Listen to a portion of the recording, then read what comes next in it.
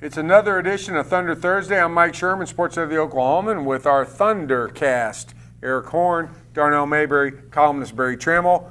We're wondering about Russell Westbrook. Will he stay or will he go? Barry, you wrote about that topic today. You compared it to cannibalism. I thought that was a catchy headline. Is it really? Well, don't trade Russell Westbrook unless you absolutely have to. Don't eat your fellow man unless you absolutely have to. That's the correlation. Last resort. You know, it just depends on how you look at it with the Russell Westbrook trade talk. Some people say if he doesn't commit, you got to trade him. I say you trade him only if he commits to leaving. So if there's still an opening, if there's still a chance, you hang on to Russell Westbrook. It's too hard to get those guys like that. So if you've got one, you just clutch and hang on until the last possible second. Not that either of you guys are experts on this movie, but you know the Dumb and Dumber line, so you're saying? There's a chance. So you're saying there's a chance. Is there a chance, Darnell? Yeah, there's a chance. I mean, but you just never know. You thought there was a chance to keep Kevin Durant, and look where we are now. I just don't think you can risk it. I enjoyed your column today, Barry. I thought it was a great column. I just didn't agree with it. If Russell Westbrook does not give you a commitment that he's going to be here long term, you have to trade him. You can't afford to lose those guys for nothing. Is the art of persuasion still in Sam Presti's repertoire? It didn't work for KD. Is there a way that if he's non-committal, that the Thunder could persuade Russell Westbrook to stay here? As you said, there's always a chance. But again, you're in a lot different scenario because Kevin Durant's not here. I think that the persuasion would be a lot easier if you had another top 5 guys next to you that you've been playing with for your entire career, like a Kevin Durant. So I think the powers of persuasion might have diminished a little once Kevin Durant walked out the door. Okay, let's say he's non-committal. Barry says keep him. You say? I say trade him. You say? Trade him. I say trade him. As hard as that is to fathom, if this was the first time the Thunder had gotten in this situation, if it was Westbrook ahead of Durant, but I just don't think they can suffer through another thing like that. And look at their track record. You got James Harden, Jeff Green before James Harden, Serge Ibaka. They traded these guys. Reggie Jackson. They've traded these guys leading up to their free agency. They don't wait. I understand why they did it with Kevin Durant. They were a championship caliber team. It was worth the risk, but you can't do that with Russell Westbrook now. And on a selfish note, I don't want Russell Westbrook to be traded. None of us do. I want to see the Russell Westbrook tour of destruction through the league, particularly against the Warriors. I want to see the I got this, and I want to see Russell Westbrook with this team in his control and what he can get out of these guys the way he did last year. We saw him make these guys better. And, of course, it's going to be tough without Kevin Durant there, but I selfishly want to see that on a day-to-day basis. You're starting to change my mind. Barry. I just don't understand the risk and reward. The reward for risk is much better now because if you do get something good for him, that's not elevating you to a championship team. The difference playing without Russell Westbrook and no assets coming in and playing without Russell Westbrook and assets coming in is what? The difference between winning 42 and 32. Well, what's the difference in that? Who cares? You might make the playoffs at 42. You get drummed in the first round. So, to me, the whole point of having a basketball team and contending for championships is trying to collect the elite talent. That's how you win. And the best way to get elite talent, I don't think, is to hoard draft picks. It's to keep the great talent that you have all the way to the end. But your chances of getting elite talent are going to go down if you have Russell Westbrook leave for nothing, because you have a better chance of getting elite talent if you have draft picks going into the 2017 draft that could potentially net you another potential Russell Westbrook or another potential Kevin Durant. We've seen Oklahoma City's track record of being able to attract free agents here. How's that going to look if Russell Westbrook walks out the door for nothing? Well, it's not going to look good, and it may not look good if he is here.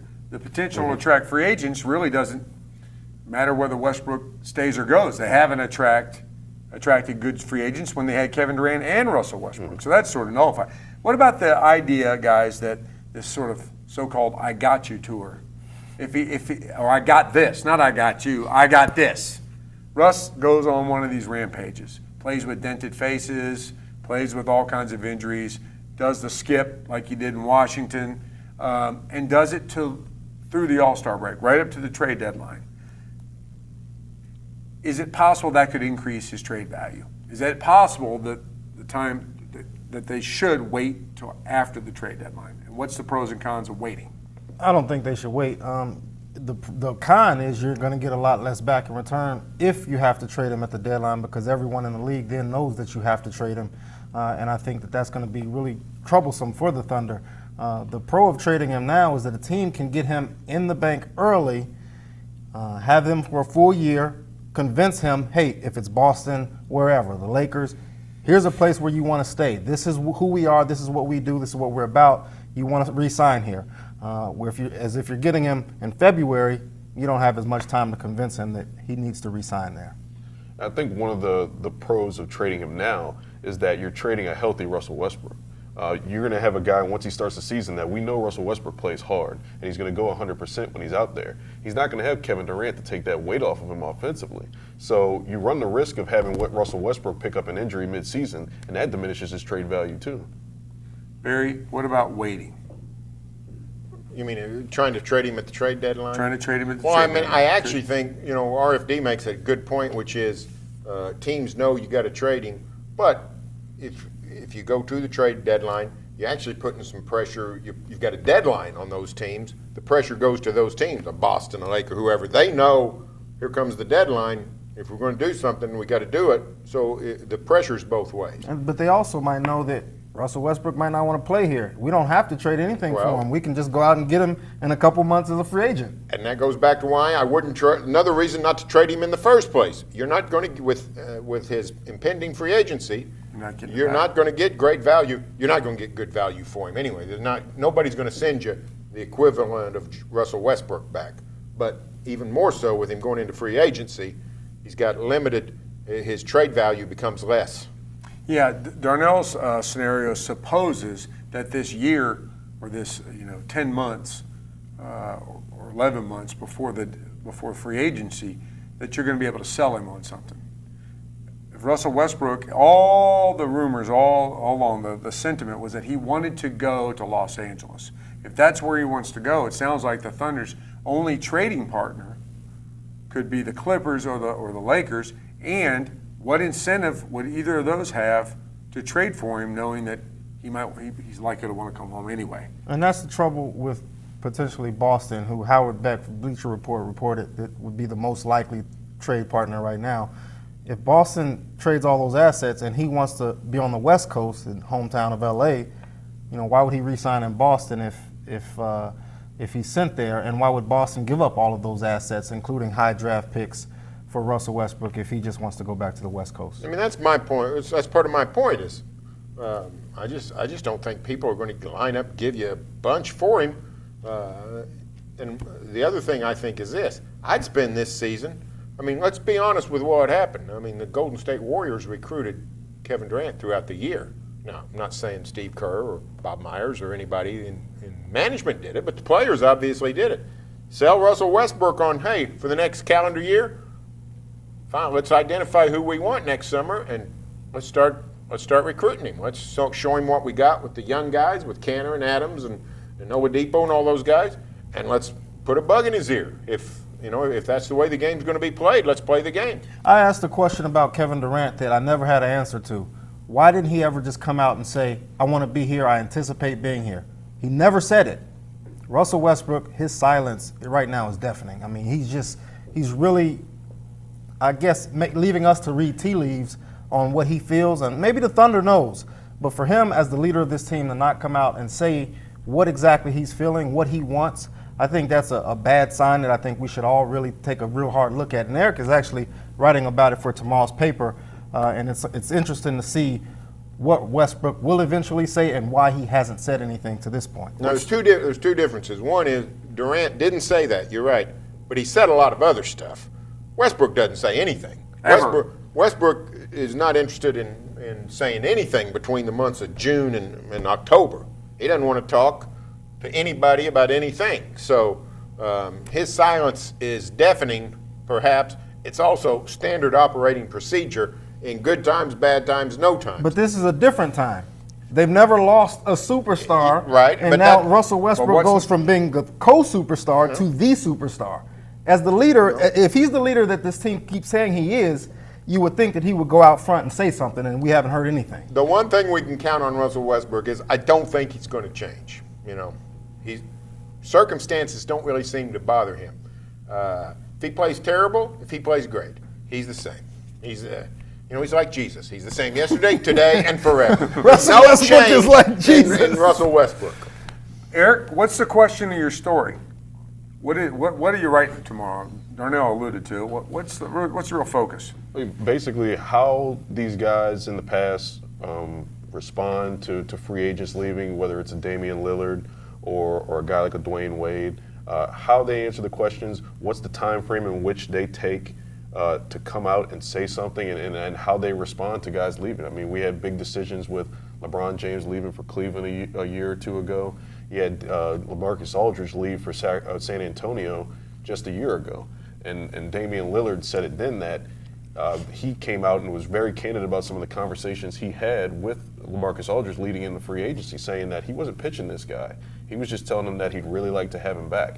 Dwayne Wade said he didn't pitch LeBron James. He talked about being a family. So that's another story, but it's also interesting to go back and look and see what these guys said leading into free agency. And we don't know these discussions that Russell Westbrook and Nick Collison had with Kevin Durant sitting down, but it's interesting to go back and look at the history and see what those conversations were like with other high-profile free agencies. We don't know what kind of decision it's going to be for Russell Westbrook. Kevin Durant stated that it was going to be a basketball decision.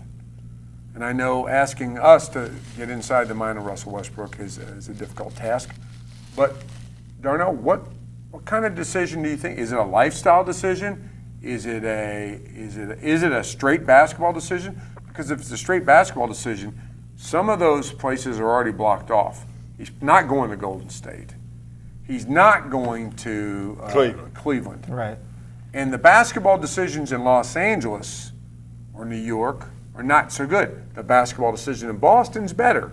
Yeah, there's only a handful of better situations that he can find himself in if he leaves Oklahoma City, if it's a basketball situation, if it's a basketball decision. The Thunder is actually still a really good basketball team for Russell Westbrook with Steven Adams and Enes Kanter. You got Andre Robertson, Cameron Payne, Victor Oladipo. They've got a lot of young pieces that can grow up and develop around Russell Westbrook. Now, the drawback to that is they've done that for the last 8 seasons. Russell Westbrook might be tired of that. He might want to go play with some other veterans. But if he's going to go play with someone else, that's not going to necessarily put him any closer to a championship. And that's what I wonder with Russell Westbrook right now. How bad does he want to stay in that championship hunt? If he does, it might be better off staying with the Thunder and trying to build back to that as opposed to going somewhere else, because it's just not there right now for him. And I wouldn't even say necessarily that a situation like Boston is a better basketball situation than a situation in LA. Because if Boston gets Russell Westbrook, they're going to have to give up a bunch that would deplete that team in terms of making them a contender in the East. So is that really a better basketball situation in Russell Westbrook than staying here with the Thunder?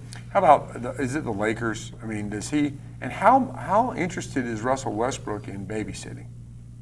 I mean, that's a real question.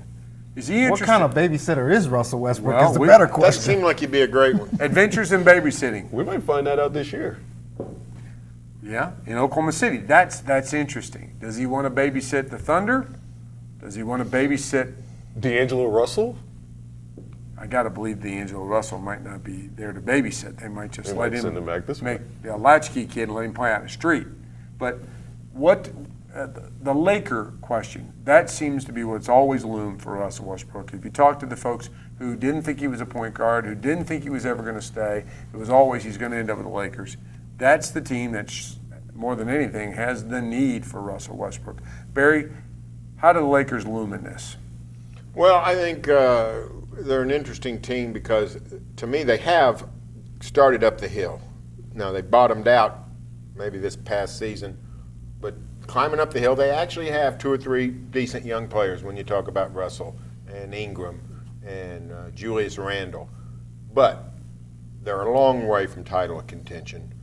If you go play for the Lakers now, you'll be in the spotlight because it's the Lakers. But you're not close to being any kind of championship team. And you don't know, Russell Westbrook doesn't know if this is even a possibility in Lakerland because of the change in ownership. It's been a dysfunctional franchise for 3 or 4 years. Since Dr. Jerry Buss died, it's been sort of a chaotic franchise. That's not the kind of thing that appeals to most serious-minded NBA players. So I'm less optimistic. I actually think that Westbrook would be more in tune to try to get on with the Clippers. If the Clippers wanted to make a change, Chris Paul will be a free agent next summer. But so I'm not big on the Westbrook to Laker. I think Russell wants to win on some level right now. I don't think he wants to get on the good ship lollipop. I think it's important to note for Thunder fans that if they do trade Russell Westbrook, it's a clear indication that he didn't want to be here. You've seen it before. Again, Jeff Green, Reggie Jackson, James Harden. They don't trade guys when they feel like Serge was maybe a little different. I don't know. But definitely Reggie Jackson, James Harden, and Jeff Green. I mean, they turned down money that was clearly on the table. The Thunder offered a fair price for those guys, and they turned it down, and they ended up trading them. So I think if they trade Russell Westbrook, Thunder fans just have to know that the Thunder was basically forced to do it because Russell Westbrook, in some way or another, made it clear to them that he didn't want to be here. Okay, we wrote right after the draft, right after the big Serge Ibaka trade, that it was clear that he wanted out. He was concerned about his touches. So, and yet the Thunder got in the Serge Ibaka trade a lottery pick, a former lottery pick, and Ilyasova. That was a pretty good haul. Everybody just sort of celebrated that haul. Can somebody explain to me why they would get less for Russell Westbrook?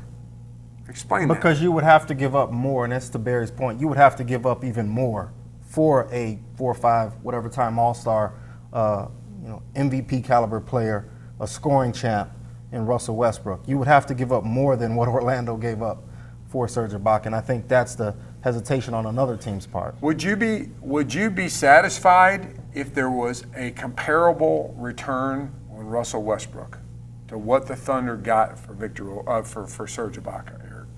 I just don't know if there is a comparable return. I mean, this is a guy in Russell Westbrook who, have we been able to put a limit on what he's capable of as a basketball player yet?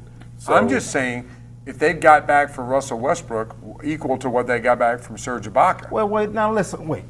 You're the same guy who talked about Steven Adams being equivalent to James Harden eventually, right? You said, we're going to look back on that trade and say Steven Adams for James Harden straight up would have been a good deal. Well, if he Just stays. look at the James Harden trade. Look at what they got for James Harden. A lot of people killed it at the time, but Steven Adams is blossoming into a nice player. We still don't know who or what Alex Abrinish is. They got a lot of pieces. I think if they have a trade like that for Russell Westbrook, where they get draft picks and pieces, then I think you have to live with it. It's better than the alternative of losing him for nothing.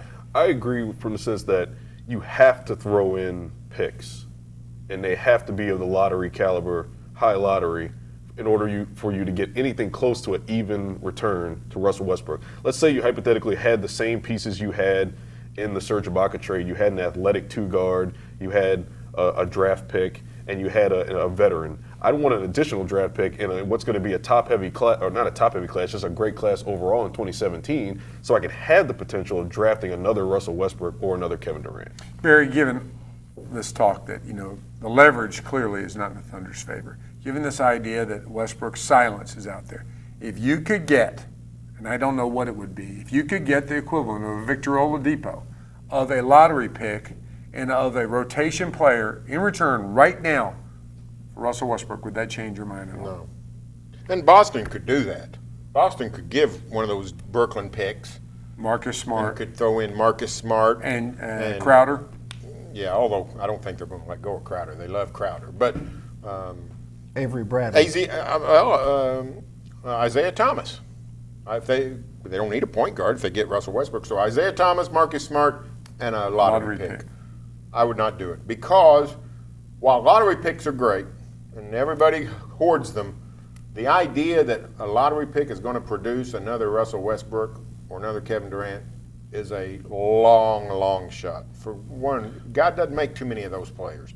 So you'll get a good player probably with a lottery pick, and it might be the 3 pick, it might be the 9 pick, you never know. But that haul is not going to get the Thunder down the road towards a championship. I mean, it'd make them a pretty good team. There'll be a Utah or somebody. But, you know, for all the inroads, people talk about Utah, how much inroads. Denver's the perfect example. It's hard to imagine a better trade than Denver got for Carmelo Anthony. But all that made was Denver was pretty competitive for 2 or 3 years, and then off the cliff they go. You got to have the elite talent to challenge for an NBA title, and to me, that's what has whetted Oklahoma City's appetite right now. Do we want to go be Salt Lake City? Do we want to go be Milwaukee? To me, I'd roll the dice with Russell Westbrook. Okay, let's say they let it ride. They let it ride. What a season that could be. I mean, I got this for a whole season. You talk about going from town to town and the interviews with Russell Westbrook. That's all for you, Darnell. All the people who are going to get the skunk eye when they start asking about free agency. All the issues. What does the Thunder need to do? What else does the Thunder need to do this summer if it's going to let it ride? And that means try to convince Russell Westbrook to stay. The salary cap is what it is. What kinds of things, Barry, do they need to do in preparation for the let it ride season? It would help if they could keep Dion Waiters at a relatively small price. I don't, not $18 million, just something along those lines. $17 million. That's too much. But if you're talking about $12 million or so, well, then you got to, Dion Waiters enhances that roster quite a bit. So to me, that's a good start. If you can keep Dion at a good price, and frankly, the odds are getting better that that's possible. Okay, we'll take some questions from readers. Denver from Choctaw asked, if Westbrook is traded, how many years do you predict until the Thunder would be contenders again? I thought we were out of the prediction business. Barry's out of the prediction business. I'm out of the prediction business, but I don't know, it's double-digit years. I mean, what makes the Thunder think that they got something magical where they can be contenders again soon without Westbrook or Durant? Barry, I think your premise is flawed in the sense that you're presuming that people want to come play with Russell Westbrook. How do we know that other stars want to come play with him? He's a shot-happy, shoot-first point guard who is a questionable teammate. I'm not going to say he's a bad. I'm not going to say he's a bad teammate, but he's a questionable teammate. Ask Thabo Cephalosha. Ask these guys he's yelled at time and time again. Are we sure people want to come play with him? And again, as we've seen, the Thunder has not traditionally brought in these free agents, and they've built their team throughout the draft. So I think that if you do make a move and you get assets to get additional draft picks that can give you a chance at getting another potential Kevin Durant or Russell Westbrook, even if it's not that caliber of player, because let's face it, not many of those come around in a generation, you got to be able to trust that you can build through the draft because you haven't been able to trust your free agency. Here's my question for you, Barry. A year from now, okay, we're going to play Mike's game, we're going to let it ride. A year from now, Westbrook walks for nothing. What are you sitting up here a year from now saying if they lose him for nothing? I'm going to say, well, you guys get your wish because the Thunder's headed for the lottery and everybody's all after these lottery picks. Remember and you don't have one. Well, you'll have you one. won 45 games You're or going to so. have about 4 in a row in the next 4 years. Yeah, but you could have went into next season with 1 or 2. So what? So you can be Utah. You can be Utah a year earlier. Darnell, did you enjoy covering the lottery? It was actually fun. We sat on a studio similar to this in the old building and did the Jelly Bean Lottery. The Jelly Bean Lottery. Speaking of the Jelly Bean Lottery, here's an old friend, March Mimic, asking, how about that Howard Beck story where rival GMs saying Westbrook would sooner rather be traded, that he would be traded sooner rather than later. He's asking, how do we determine what we publish in print and online? Well, I guess that's a question for me. And Darnell, because Darnell makes those decisions too. We publish online. We share what other people are reporting. We think Howard Beck is certainly a credible source. He was at the New York Times before Bleacher Report. Bleacher Report's done some really good work. Howard Beck's made a career out of doing good work. So he's a reputable guy. He's out there in Las Vegas where all the league is centered right now. What we do with it in print, that's sort of the thought of the people reporting it. And we're not out there, so it's difficult to get the kind of sources. Barry wrote on the topic today and turned that sort of in. You were going to write about that anyway. Howard's report just sort of made it more timely. Is that right? Yeah, and here's the truth. You hear everything from everyone. I mean, Howard Beck's very reputable. So is Adrian Wojnarowski. He reported a few days ago that Russell Westbrook's very open to staying in Oklahoma City and is sort of excited about leading the team and those kinds of things. You don't know what to believe. The truth of the matter is, you shouldn't believe anybody. You shouldn't believe what the players say. Your friend Kevin Durant taught us that. General managers, they're telling these guys, not because they're bosom buddies, not because they grew up on Elm Street together. They're telling them that because they like to work the angles. People are telling general managers saying Howard Beck, telling Howard Beck, hey, they're going to trade him. That gets the market going. That flushes anxiety. That helps the whole trade machine. Somebody, an agent, is where Adrian gets his information from.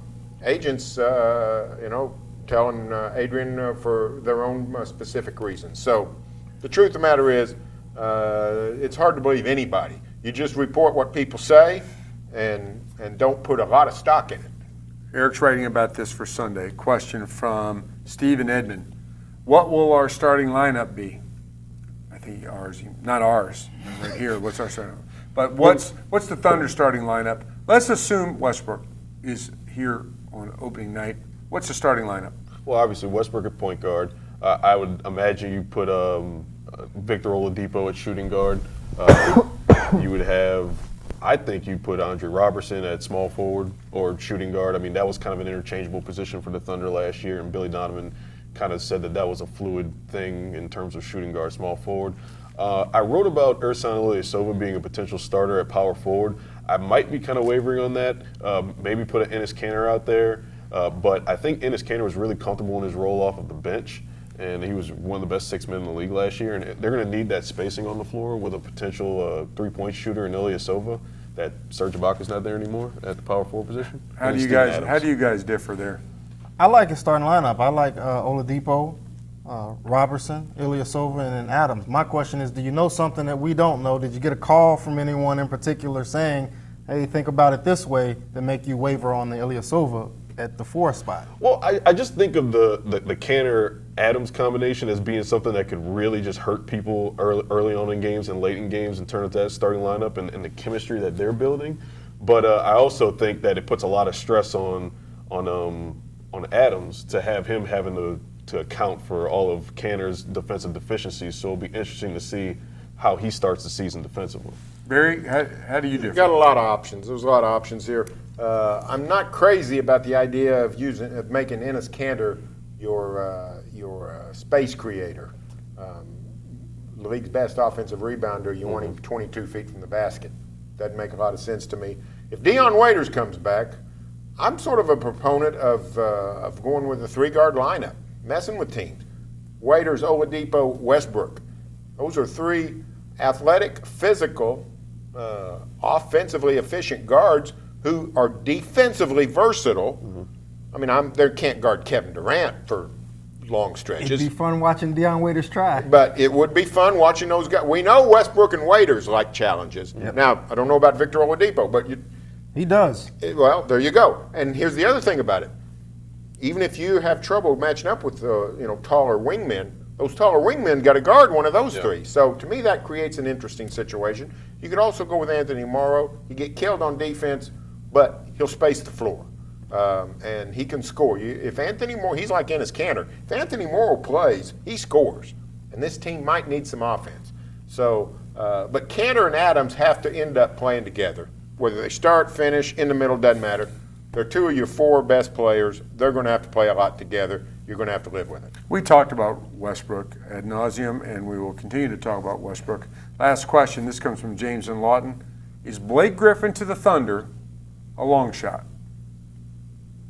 Yes. Yes. Yes, long shot. First of all, there's no reason to think Blake wants to come home. He likes the LA deal. 2, there's no reason to think that the Clippers are trying to get rid of him. I mean, he's been a great player for them. They've had some issues and things, but he's a superstar and it's been great for the Doc Rivers and those guys.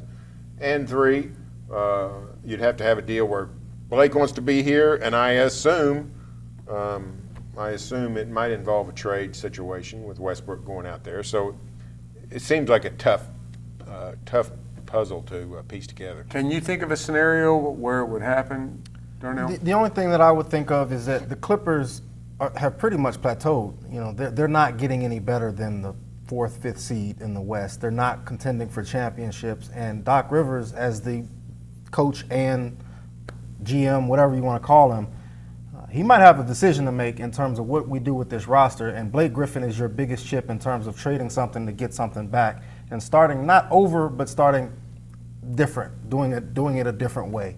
And I think if he feels like they have plateaued and they can't go any farther with Blake Griffin and DeAndre Jordan and Chris Paul, then I think that they could entertain trade options. And I mean, there was a report today that Boston is interested in him. I think that could just be smoke, but that's the only scenario I see the Clippers trading him. What about a league-altering trade?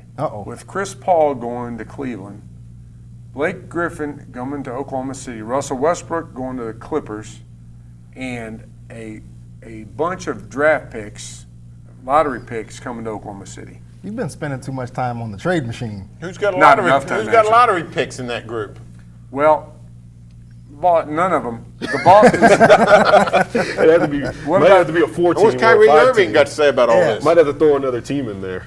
Might have to throw Boston in there too. Yeah, well, that's what I was going to throw Boston Yeah. there. Kyrie Irving to Boston, lottery picks to OKC. You have to call LeBron and see if he wants that to happen too. If you're going to trade a superstar, it's good to get one back. And if someone wants to toss in lottery picks, that's the best scenario I've heard. You guys, by the way, are all lottery picks. And that's all for this edition of Thunder Thursday. But you can stay with the best coverage team any day on News OK and every morning in the Oklahoma.